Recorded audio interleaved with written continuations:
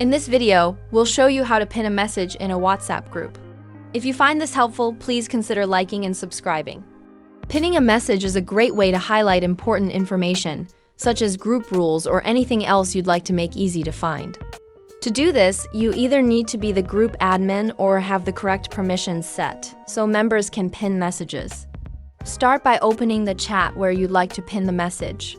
Then, find the message you want to pin. For this example, I'll pin this message here.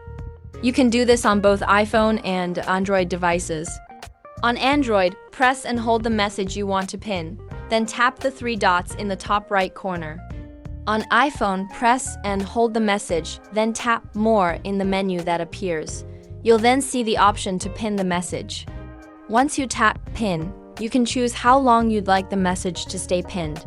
In this case, I'll set it to 30 days. Now, your message is pinned and easy to access. If you found this guide useful, don't forget to like and subscribe for more WhatsApp tips. Be sure to check out the channel for more helpful tutorials. I look forward to helping you again soon.